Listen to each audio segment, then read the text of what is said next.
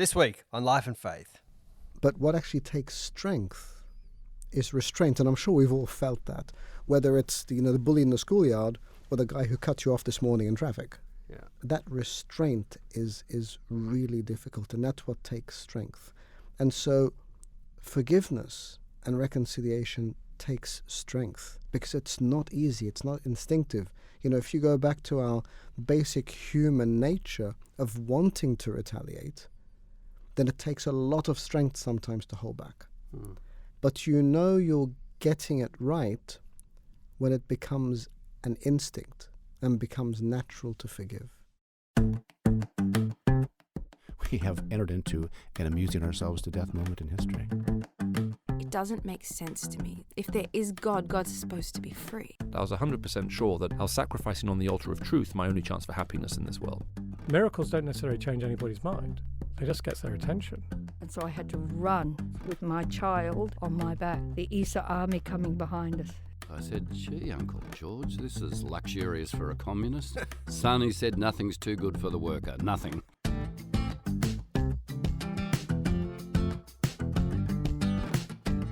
Welcome to Life and Faith from CPX. I'm Simon Smart. And I'm Justine Toe. It's Easter week, so we want to say Happy Easter. It feels a bit different, though, this year, doesn't it, Justine? It has never felt like this, Simon, let's be honest. I mean, we're working from home.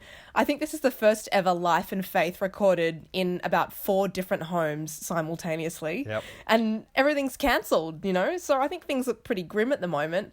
And it seems like every day there's further carnage reported in the media. And, we know that things are projected to get worse. So it's pretty bad right now, let's be honest. It is, but we're going to press on, do our best. I'm under a blanket here with pillows surrounding me. It's quite a sight. Anyway, it's good to see you on Zoom, and our producer Anthea as well.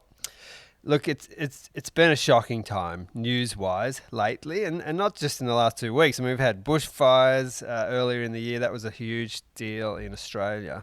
Now everywhere it's coronavirus time, and sometimes, it feels almost impossible, really, to take it all in without becoming a bit desensitized. And we all know that. We're aware of that anyway.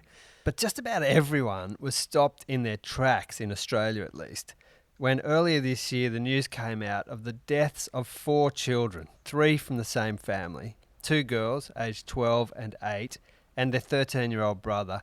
They were mown down on a Sydney suburban street by an alleged drunk driver while they were just walking up to the shops to buy ice cream on a really balmy summer's night. It's really shocking, isn't it, Simon? I mean, there was another child killed. It was their cousin. So 2 close families have been struck by this, and they were out to buy ice cream, which is such a beautiful, fun thing to do. And this happened. It's just so unbearably tragic.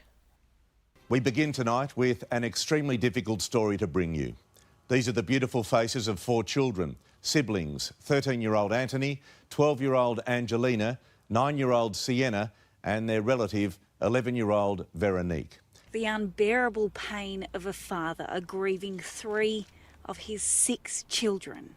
Daniel Abdallah's sense of loss only equalled by love. I was always say full-time father, part-time worker. They were my priority. And now they're gone. I am sad.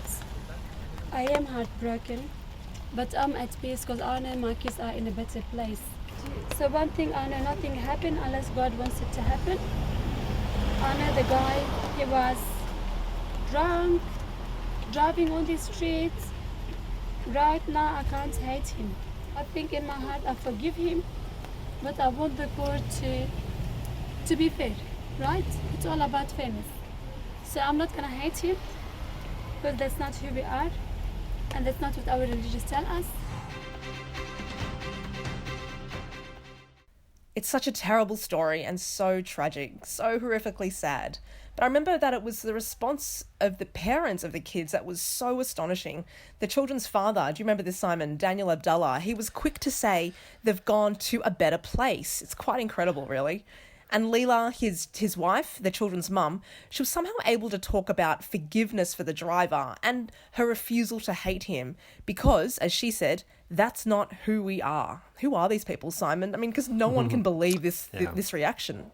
I mean, this grieving family, we all seem to come to know them really, the Abdallah family, and they're members of the Maronite Church, which is a community that survived centuries of persecution. And it became very clear very early on that it was their faith that was central to their reaction. But even still, it was so unexpected, so radical. It really captured a lot of attention in the media. I remember a really lovely article in The Guardian by Paul Daly, who wrote that wherever that love and forgiveness came from, millions of people are pondering the beautiful, provocative mystery of it all. I thought he captured that really nicely, actually. I think he's absolutely right. Mystery. Well, Kylie Beach is a journalist for the Christian news site Eternity, and she attended a vigil for the children and the family at the crash site. Now, the scene that greeted her featured shrines for each of the children lost, filled with balloons. There were icons of saints. People were praying the rosary and singing hymns. And several priests turned out as well at what ended up being a huge community event. Now, Kylie was there to report on the event, and she didn't want to exploit the family's grief, but she found herself welcomed in by none other than Leila Abdallah. Here's what happened next. I felt so hesitant, but they were so warm and embracing. So almost immediately, Leila had her arms around me, and she kept her arms around me, like around my waist. So I'm standing face to face with her, with this woman I've only just been introduced to, with very little distance between our bodies. And she's thanking me for being there. And I'm just like stumbling over my words and trying to say thank you for how she's represented Christianity, and I'm so sorry. And, I wasn't speaking clearly at all because I was so overwhelmed and actually quite disoriented by the kind of inclusion and really like a hospitality, like you're welcome here in this community moment of grief. And I couldn't believe she could be so generous, and I couldn't make sense of it. And then Danny was the same. When I met him, he was, really glad to have me there. Really willing to speak with us again in the future, and it was an extraordinary experience for me. And I came home really hopeful and really uplifted. Like, I'm so glad I went. That was such a beautiful experience. They're extraordinary. They've challenged the way that I think about being a Christian and think about community, and my respect for the Catholic and Orthodox communities just went through the roof. And so it was a really beautiful experience. I would never wish that I hadn't done it, but it did really leave me reeling for several weeks, actually. And I don't want to make it sound like it was a happy occasion, because it was totally full of grief. I think I wrote in my article it was 100% grief and 100% hope. Like, I saw Leila lying in front of these shrines of her children where her children had died. It was the most horrible thing in the world to see, like a mum laying where her children had died. And I overheard her talking to somebody who said that he'd driven past beforehand, and she said to him, "Did you see the bodies?" And he said, "Oh, no." And she said, like, "It's just as well you did, because you never will be able to forget it, because I never will be able to." And so there was like this also, the complete horror and tragedy and grief of the situation was there as well, plus the hope. And there was somebody else whose father had died on the day, and she was again sort of comforting them. And I just got the impression this is who they are, this is how they do their life. And everyone I spoke to their next door neighbour. He, again, is a young single guy, and obviously they knew him really well and cared about, him finding a great partner in life. And there was this sense that this is who they are. They're open door people. They care about others. They make space for others. And so even in this moment of grief, they were still doing what they do. They include everyone into what's happening in their lives, and they're welcoming, and it was like autopilot. It made me think that if I learnt those hospitality skills and practiced them enough, that if I went through a really horrible time, I would go onto autopilot, and I would be able to extend hospitality and be generous and love others and do all of those kinds of things that I want to do, but I think, you know, when times are good, you obviously can forget about doing those kinds of things. You can just think about yourself. And I guess there are not that many people, I think, who would end up with such a huge community standing with them. So they're obviously extraordinary people already, and it's an extraordinary community. I don't know if it's because a lot of them are communities that, you know, they might not have migrated in this generation, but perhaps in the previous generation they had. I certainly felt very white in that space. I definitely stood out. People sort of were looking at me like I didn't belong, and I had that kind of sense of looking like I didn't belong, although they didn't treat me like that. And I get maybe it's because those communities have been persecuted and have known what it's like to leave your homeland and come to a new land. And I don't know, there is some kind of a letting old things go and embracing the journey into the new, and that tension of holding grief and hope and holding tradition and still looking forward that they really carry. And they had a real acceptance of this life being difficult, and that not shaking their faith. And I felt like that maybe isn't something that all Christian communities or all communities have that kind of an ability to hold on to what is really devastating and still hold on to hope.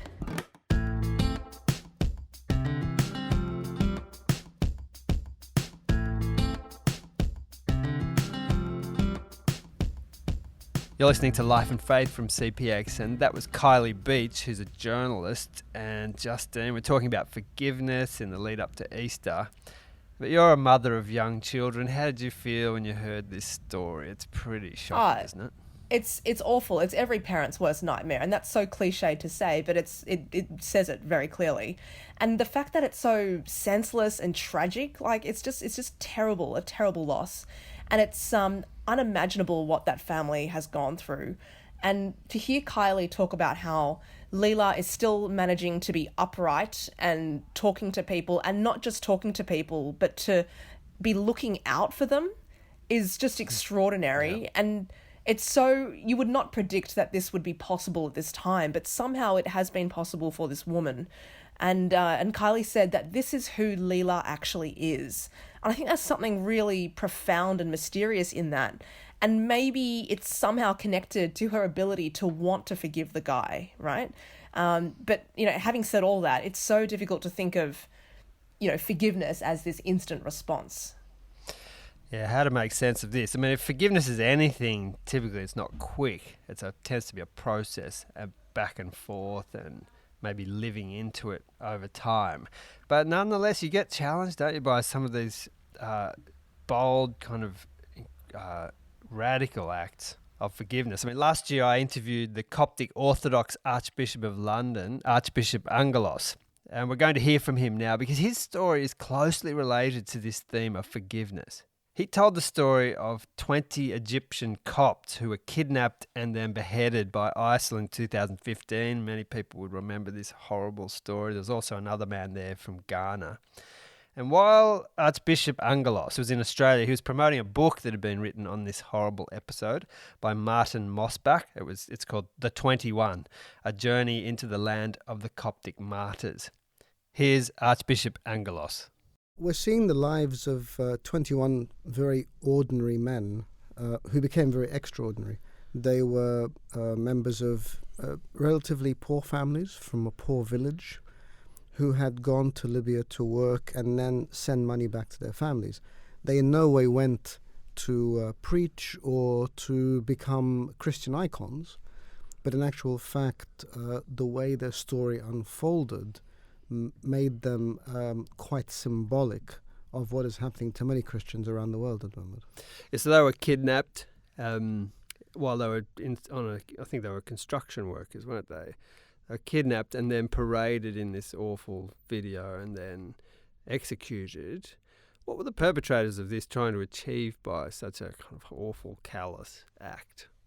So when they were kidnapped, they were kept for quite a while, and there were attempts to make them leave their faith, to leave their Christian faith.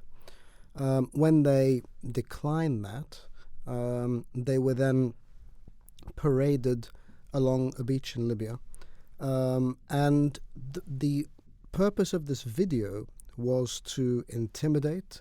I think it was to dehumanize them and to intimidate their church, the Coptic Orthodox Church, as well as Christians around the world, and tell us that we were targets and that in this way we were actually defeated. But in actual fact, the example they showed, the resilience, the strength, the honor, really changed the paradigm of strength and weakness. So the story is that they were given an opportunity to deny their faith, and they elected not to do that. Is that what we're told? They were given opportunities to deny their faith, to leave the Christian faith, but they declined.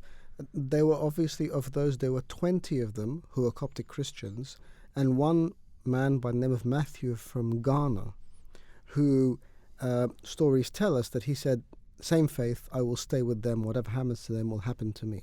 Right. It is an intimidating event, isn't it? It's a shocking kind of event, something that is sort of so awful and horrific. To have you can see how those who were responsible could think, yeah, this will have an impact on the world. What has been the impact? Well, it certainly did have an impact, but it's not the impact they intended. Right. And I'm sure whoever it was who was responsible for this incredible propaganda campaign realized it had been very counterproductive, because it did cross lots of red lines. Now, as humans, we have our brokenness, we have our weakness, we have our evil. But I think those pictures exceeded even the evil of many who could have wanted to do things like that. And it was also the graciousness with which they met their death. One of the things that happened is they left the audio running. And so you could hear the men uttering the name of Jesus until quite literally their last breath. Now, that was supposed to be intimidation for us, but in actual fact, it was a testimony of faith and strength. And if anything, it encouraged and empowered Christians around the world, and it inspired non-Christians to look at what the strength was behind this paradox that changed the perception. What do you think the strength is for someone to meet their death in such a way? Because I can't imagine myself being able to hold on to much dignity or composure in that situation at all. Absolutely, and you'd expect, when you're looking at the last moments of your life, you would retaliate, you would voice objection, you would scream and rant and rave and swear. But in actual fact, that's not what they did. What I saw was the true story of Christian understanding, that our life transcends this world. And that we know from the beginning of Christianity that Christ himself died crucified, but then rose. And that was the beginning of the church. So as a church, as the Coptic Orthodox Church, that has lived martyrdom for 2 millennia. Martyrdom is not a new idea for us. We read the Synaxarion, the Book of Saints, at every liturgy. And inevitably, every day, we are marking the life of someone who lost his or her life for his or her faith. And so for Coptic Christians, that sacrifice is something that is part of who we are. Now, don't get me wrong, we don't want to die. We cherish life, we love life, because life is a God-given gift. Yet, we know that there is a life to come as well. So I think that allows people, when they are facing those last moments, when they are facing that vulnerability, to realize that there is actually glory to come and life to come. This isn't the end of the road. Mm-hmm.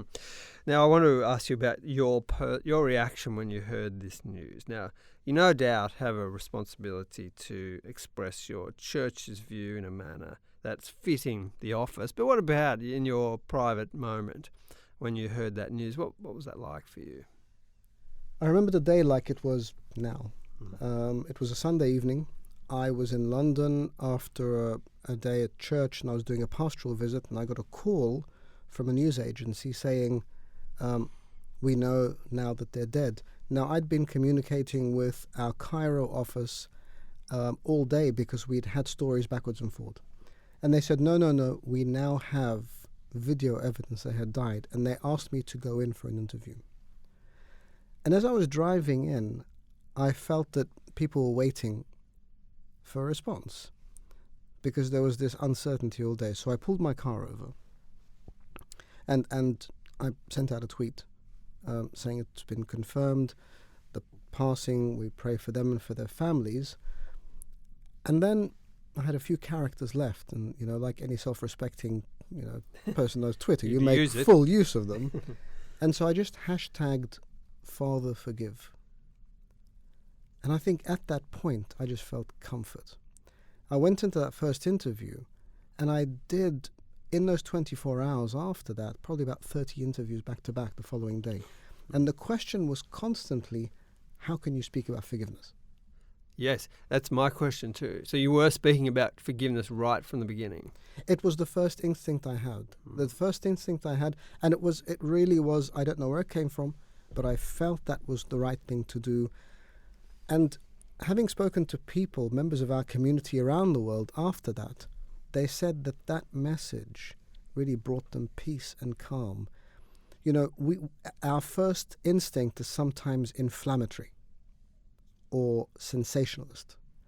And we set the tone. And, you know, we see it now with tweets and various people who put out, you know, very unwise things, and they set a succession of events.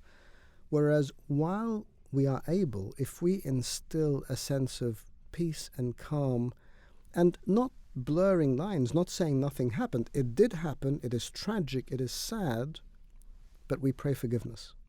And that sets the tone. So it's not only tragic and sad, but it's also wrong. So where does I would hear people say, okay, forgiveness. Where's justice in this? And isn't there a righteous anger at this appalling treatment of other human people? Absolutely, and that would have been completely justifiable. But it's just not what I felt. Right. So yes, of course, at that time, you know, and I've been, you know, please don't get me wrong, I get angry, and I got angry about other things, but at that moment, that's not what I felt. And I think, and you know, from our Christian perspective, we are human, we are vulnerable, we feel anger, but the concern is that very natural, instinctive, organic feeling of anger can then shift into hatred or resentment. And that's the dangerous shift. But even that would be understandable, wouldn't it, in this case? Understandable, but not right. Because we should never let anything corrupt our hearts. Because what happens with anger is it is an instinctive reaction.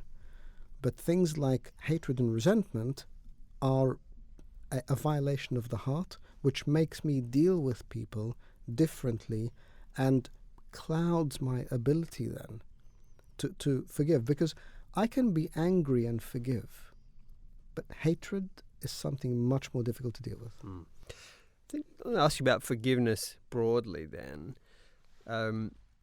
What's the place of forgiveness, and why is it an important part of the way we relate to each other? Well, if we never wronged, then there'd be no need to forgive. But as Christians, we're flawed and we make mistakes, and so we need to forgive each other. Now, the problem comes from me being able to see everybody else's wrong but not my own, in which case I feel that I must be forgiven because whatever I do can be justified, whereas what anybody else does isn't. The problem with not being able to forgive is that it becomes a burden that I carry around. And it stifles me. It shackles me. Forgiveness is actually a liberation. It's liberating in that I understand that I've been wronged. I understand that there is something to forgive, because without a wrong, there's no forgiveness. So we recognize there is something to forgive, but then we move through forgiveness. And it's a range of things. So there are some things that I can forgive quite easily and instinctively. There are other things that will need time and a process, and maybe others dealing with me and talking through it.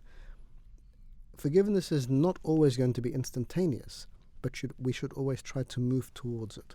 Now, you'll be calling your people, the people of your church, towards this, but just even for the secular person who doesn't share your belief, is forgiveness something you'd also be urging them towards?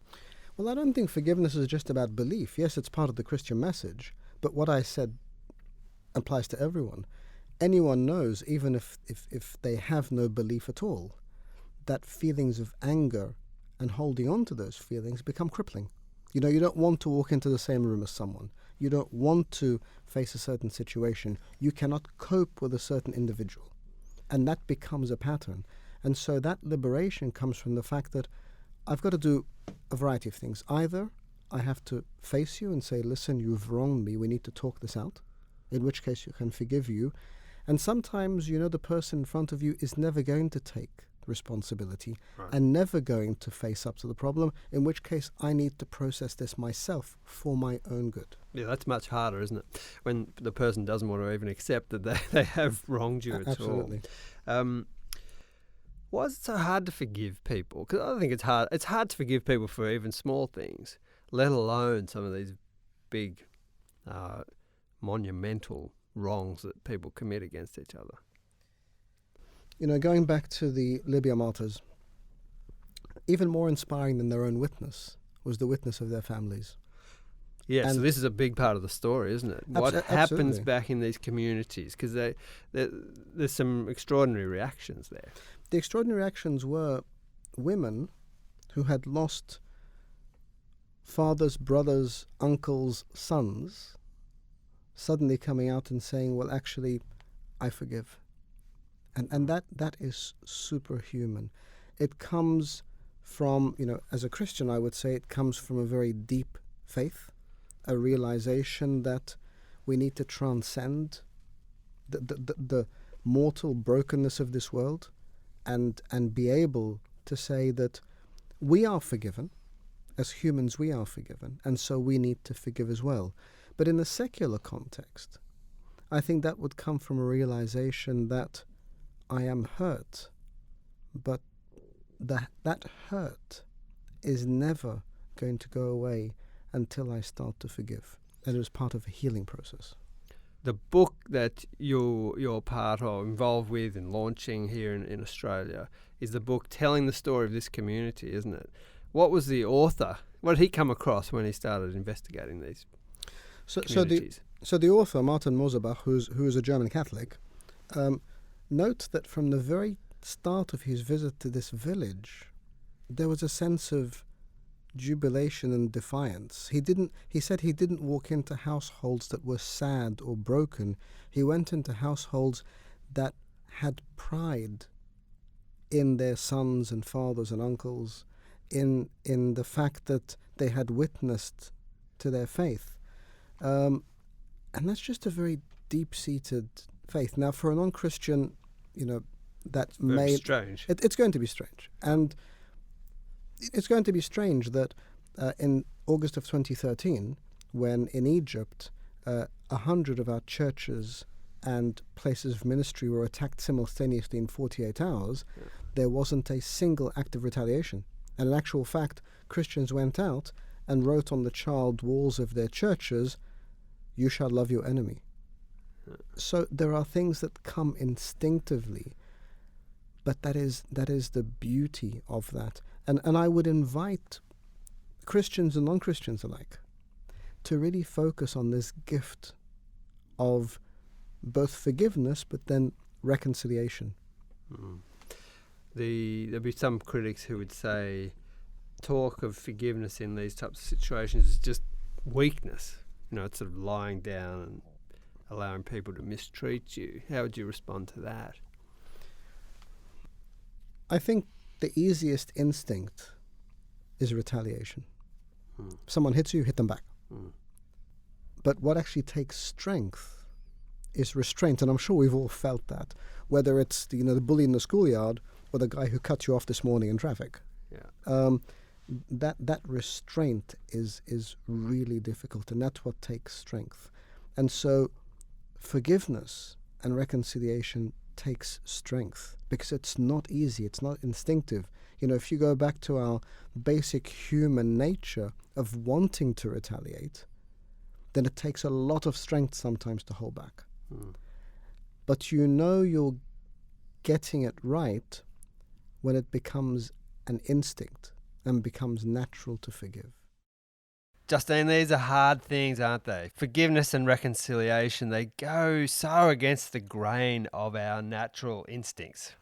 Yeah, certainly against mine, and I think I'm pretty normal. Yeah. I feel like you totally called me out in the interview when you said it's so hard to forgive little things, let alone, huge hurts. I mean, I think that's me in a nutshell. And even after listening to that, I stand in awe of what he's talking about. How do you have that instant instinct to forgive? And then when he mentioned the families of the murdered men also having that reaction, it's incredible that would be a reflex action on their part to forgive someone who's hurt them so terribly. Yeah, in both cases, I wonder if it isn't because their different communities have experienced persecution and had to really make sense of their faith within that, centuries of this. And perhaps that's determined the shape of their life as they sort of live into that story. They've had to learn how to do that over time. It's become a practice. And because they've done it for so long, it just becomes a sort of almost a reflex response. A bit challenging, I reckon, though.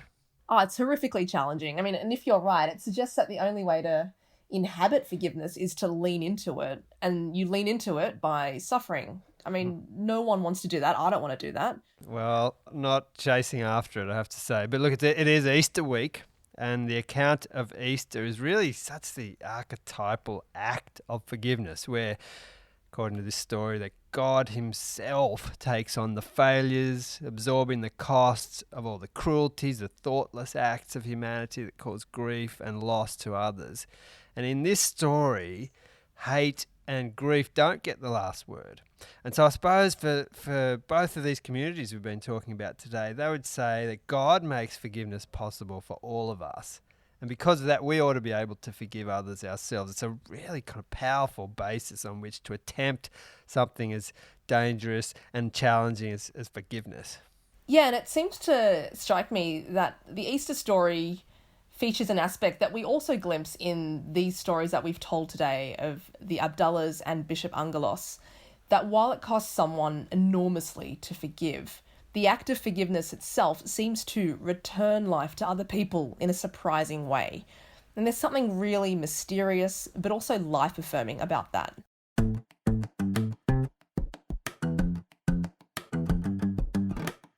This has been Life and Faith with me, Simon Smart, and Justine Toe. But we hope you have a safe, enjoyable and meaningful Easter despite all the restrictions. We'll be taking a break for a couple of weeks, but we'll be back soon. We'll also be posting links to any of the content mentioned in this episode. But for now, stay safe, wash your hands, and remember, Easter is not cancelled even if everything else is.